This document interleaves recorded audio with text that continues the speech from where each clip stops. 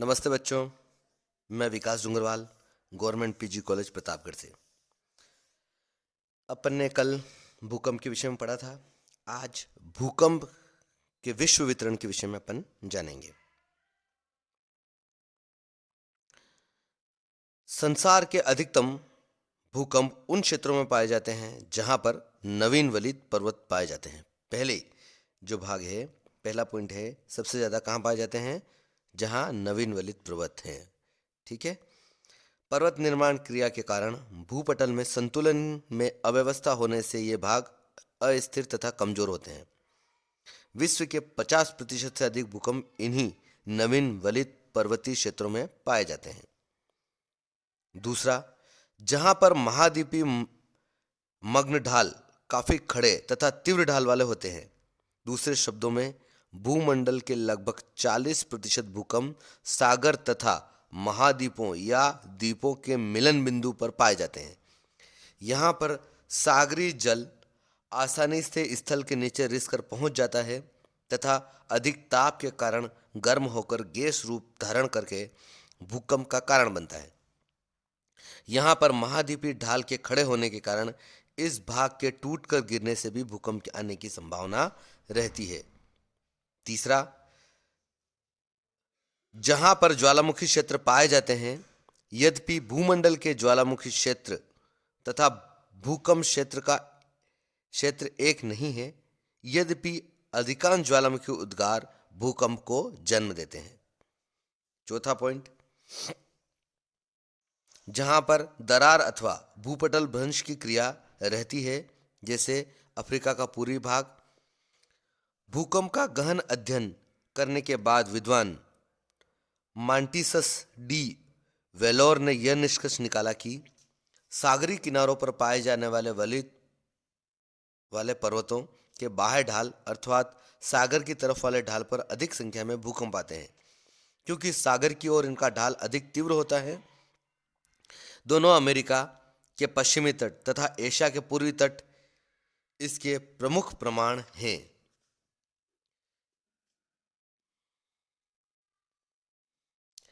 यद्यपि भूकंप की प्रक्रिया का विश्लेषण किया जाए तो यह स्पष्ट हो जाता है कि भूपटल का कोई भी ऐसा क्षेत्र नहीं है जो कि भूकंप से सुरक्षित कहा जा सके।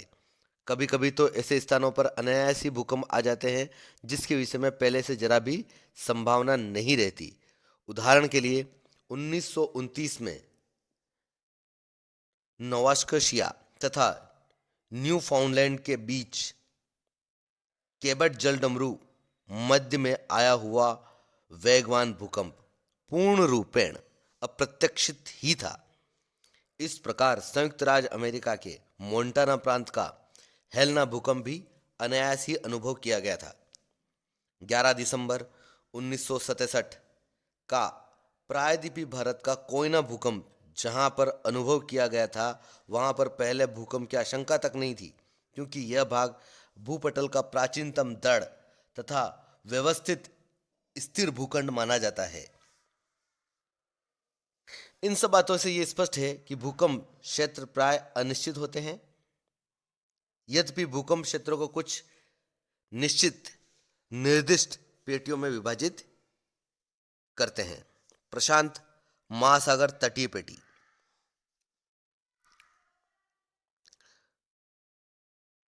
प्रशांत महासागर के दोनों तटीय भागों में असंख्य भूकंप अंकित किए जाते हैं। विश्व का यह सबसे विस्तृत भूकंप क्षेत्र है। यहाँ पर समस्त ग्लोब के 63% भूकंप आते हैं। यहाँ भूकंप के लिए 3 प्रमुख दशाएं सुलभ हैं। पहला, सागर तथा स्थल का मिलन बिंदु। दूसरा, नवीन वलित पर्वतों का क्षेत्र। और तीसरा, ज्वालामुखी क्षेत्र।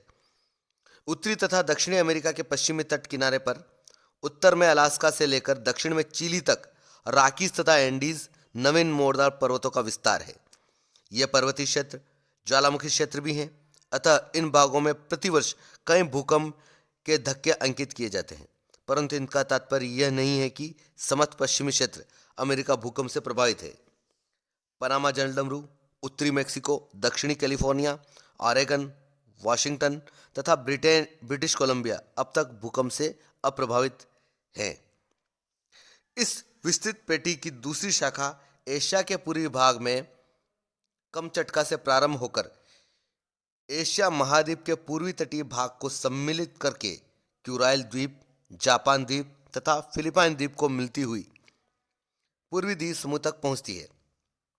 वहां से पूर्व की तरफ मुड़कर न्यूजीलैंड तक जाती है, जिसमें जापान भूकंप के लिए अधिक प्रसिद्ध है। यह अनुमान किया जाता है कि जापान में प्रतिवर्ष 1500 भूकंप के धक्के अनुभव किए जाते हैं। यही कारण है कि यहाँ पर मकान लकड़ी का तथा दफ्ती से बनाए जाते हैं। इन दो प्रमुख शाखाओं के अलावा प्रशांत महासागर में बिखरे हुए अनेक द्वीपों के भूकंपों को भी इस पेटी में सम्मिलित किया जाता है। सागरीय भूकंपों का भी अंकन किया जाता है। अब जो दूसरी महत्वपूर्ण पेटी है वो मध्य महाद्वीपीय पेटी। इस पेटी को भूमध्य सागरीय पेटी भी कहते हैं। इस क्षेत्र में प्राय संतुलन मूलक तथा भ्रंश मूलक भूकंपों का अंकन किया जाता है। विश्व के लगभग 21% भूकंप इन क्षेत्रों में आते हैं। यह पेटी स्थलीय भाग के मध्य से होकर गुजरती है। इसमें यूरोप महाद्वीप के आल्प्स तथा एशिया के हिमालय पर्वत एवं बर्मा म्यांमार की पहाड़ियों के भूकंप तथा भूमध्य सागर के भूकंप क्षेत्र सम्मिलित किए जाते हैं। यह भूकंप क्षेत्र पश्चिम में केप वर्ड द्वीप से प्रारंभ होता है तथा पुर्तगाल से होकर भूमध्य सागर अल्प्स के भूकंपों को सम्मिलित करता हुआ एशिया माइनर पहुंचता है। पुनः हिमालय के सहारे होता हुआ बर्मा के सहारे दक्षिण की ओर झुक जाता है तथा अंत में पूर्वी द्वीप समूह में जाकर प्रशांत महासागरीय भूकंप क्षेत्र से मिल जाता है। हिमालय के पास इस प्रमुख शाखा की एक उपशाखा अलग होकर तिब्बत से होकर चीन तक चली जाती है। इसमें कुनलुन, त्यानशान तथा शिंगलिंगशान पर्वतीय भागों के भूकंप सम्मिलित किए जाते हैं। इस क्षेत्र की सबसे प्रमुख भूकंप क्षेत्र इटली, चीन, एशिया माइनर तथा बाल्कन प्रायद्वीप हैं। भारत का भूकंप क्षेत्र इसी पेटी में सम्मिलित किया जाता है। यहाँ पर भूकंपीय प्रभाव वाले क्षेत्र उत्तर में कश्मीर से लेकर आसाम तक एवं कच्छ के रन तक सीमित हैं। विनाशकारी तथा बड़े पैमाने के भूकंप हिमालय के सहारे आते हैं। भारत के भूकंप क्षेत्रों को 3 भागों में विभक्त किया जा सकता है। पहला है हिमालय प्रदेश, दूसरा है मैदानी क्षेत्र और तीसरा है प्रायद्वीपीय भारत। हिमालय क्षेत्र, इस क्षेत्र में हिमालय के पर्वतीय भाग तथा उसके आसपास के भागों को सम्मिलित किया जाता है। यहाँ पर पर्वत निर्माण की क्रिया अभी तक पूर्ण नहीं हो पाई है, अतः यहाँ पर संतुलन की स्थापना अपूर्ण है। इस प्रकार के अस्थिरता तथा स्थल की अव्यवस्था के कारण विनाशकारी भूकंप आते हैं। भारत का यह सबसे बड़ा भूकंप क्षेत्र है तथा यहाँ पर सबसे अधिक विध्वंस भूचाल आते हैं। इस भाग में भूकंप एशियन तथा भारतीय प्लेट के टकराव के कारण आते हैं। अक्टूबर 1991 का उत्तरकाशी का प्रचंड भूकंप ताजा उदाहरण है। मैदानी क्षेत्र, उत्तर में हिमालय तथा दक्षिण में प्रायद्वीपीय भारत के मध्य मैदानी भूकंप क्षेत्र को सामान्य प्रभावित क्षेत्र कहा जाता है। आसाम के भूकंप क्षेत्र को इसी पेटी में सम्मिलित किया जाता है। बिहार का सन 1934 तथा 1988 दरभंगा भूकंप, आसाम का 1950 का भूकंप, 1737 का कलकत्ता का भूकंप इस क्षेत्र के भयंकर भूकंपों के प्रमाण है। 11 अक्टूबर 1737 का कलकत्ता का भूकंप भारत के इतिहास का सबसे बड़ा भूकंप था, जिसके कुप्रभाव से 3 लाख व्यक्ति मृत्यु को प्राप्त हुए थे। प्रायद्वीपीय भारत, भारत का प्रायद्वीपीय भाग एक स्थिर दृढ़ स्थल खंड है। यहाँ पर भूकंप का प्रभाव सबसे कम होता है, इस कारण इसे न्यूनतम प्रभावित क्षेत्र कहते हैं। परंतु कच्छ का भाग भूकंप से प्राय प्रभावित रहता है। सन 1943 का दक्षिणी भूकंप तथा कच्छ का सन 1956 का भूकंप इसके प्रमुख भूकंप हैं। 11 दिसंबर उनको 1967 के कोयना भूकंप तथा सन 1993 के लातूर किलारी के भूकंप ने यह प्रमाणित कर दिया है कि प्रायद्वीपीय भारत पर भी भयंकर भूकंप आ सकते हैं। अब अंतिम पेटी, मध्य अटलांटिक पेटी। मध्य अटलांटिक रीज, मिड कॉन्टिनेंटल रीज के सहारे भूकंप का एक तृतीय उपक्षेत्र पाया जाता है।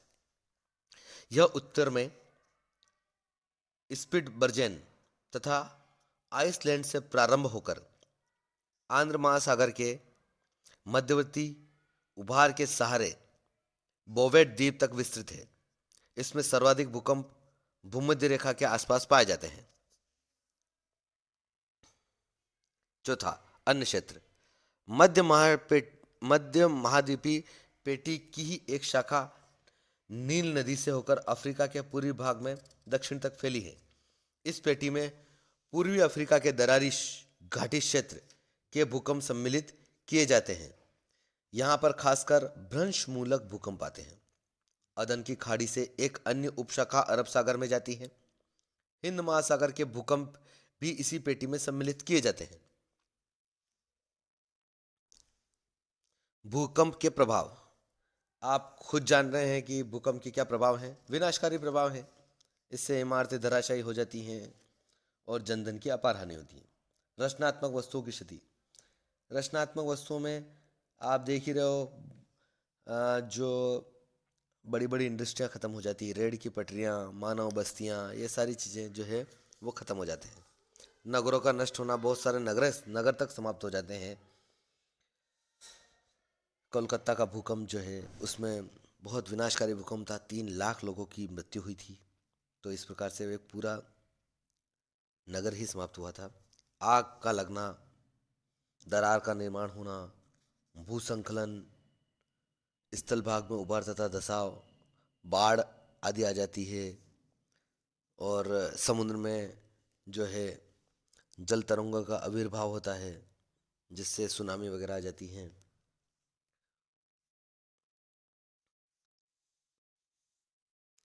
कुछ लाभकारी प्रभाव भी हैं, जिसमें भूकंप के आवेग से कभी कभी स्थल भाग में दरार पड़ जाने से कुछ भाग नीचे धंस जाते हैं तथा गर्त का निर्माण हो जाता है। इस गर्त में जल एकत्र हो जाता है तो झीलों का निर्माण होता है। 1811, 1812 तथा 1813 में मिसिसिपी भूकंप द्वारा मिसिसिपी नदी के बाढ़ के मैदान में स्थल भाग के धंसने से अनेक झीलों का उद्भव हो गया था। इनमें से कुछ झीलें वर्तमान समय में भी मौजूद हैं। दूसरा, भूकंप के कारण स्थल भाग में उभार हो जाने से नवीन स्थल खंड का निर्माण हो जाता है, जो कि कई दृष्टिकोण से लाभदायक होते हैं। उदाहरण के लिए कच्छ के 15 जून 1819 के भूकंप से 15 मील 24 किलोमीटर लंबे भाग के उभार के कारण बाढ़ से आतंकित अनेक व्यक्ति मौत से बच गए। तीसरा है, भूकंप के प्रभाव से चट्टानों में टूटन फूटन तथा भूसंकलन होने लगता है। इस क्रिया से चट्टानें कमजोर हो जाती हैं तथा अपक्षय की क्रिया आसान हो जाती है। फलस्वरूप चट्टानों का विघटन तथा वियोजन से मिट्टियों की रचना के लिए आवश्यक पदार्थ मिल जाते हैं। इस प्रकार परोक्ष रूप से भूकंप द्वारा मिट्टी के निर्माण में सहायता मिलती है, जो कि कृषि की दृष्टि से लाभदायक है।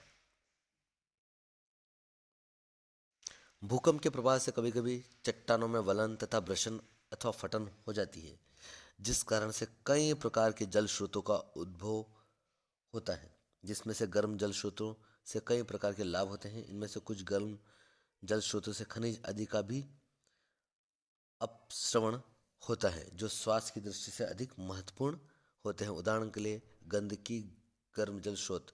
कुछ जल स्रोत ऐसे भी होते हैं जिनमें स्नान करने से चर्म रोग नष्ट हो जाते हैं। गंदगी जल स्रोत इसका प्रमुख उदाहरण है। इसके अलावा सागरीय तटीय भागों में भूकंप के अचानक धक्कों से महाद्वीपों के किनारे वाले भाग टूट कर चले जाते हैं अथवा स्थलीय भाग नीचे धंस जाते हैं। फलस्वरूप खाड़ियों का निर्माण हो जाता है। खाड़ियाँ प्राकृतिक बंदरगाहों के लिए उचित स्थान मुहैया कराती हैं। भूकंप के भयंकर आवेश से स्थल विरूपण तथा ब्रशन एवं दबाव के कारण मूल्यवान खनिज पदार्थ पृथ्वी के आंतरिक भाग से धरातल पर आ जाते हैं, जो कि आर्थिक दृष्टि से अत्यधिक महत्वपूर्ण होते हैं। भूकंप के धक्के के कारण जब ज्वालामुखी का उद्गार होता है तो धरातल पर लावे का विस्तार हो जाता है।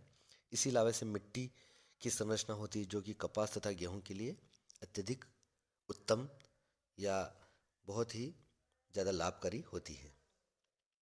भूकंप द्वारा उत्पन्न भूकंपीय लहरों द्वारा पृथ्वी के आंतरिक बनावट के विषय में विशेष जानकारी प्राप्त होती है। वर्तमान समय में इस क्षेत्र में भूकंप विज्ञान ही विश्वसनीय साधन माना जाता है। आज के लिए इतना ही। वैसे आप भूकंप विज्ञान के बारे में जानते हो, नहीं जानते हो तो बता दूं। भूकंप में जो भूकंप जब आता है तो उसके साथ जो अ, भूकंपीय लहरें होती हैं वो दो तरह की होती हैं, तीन तरह की होती हैं। प्राथमिक या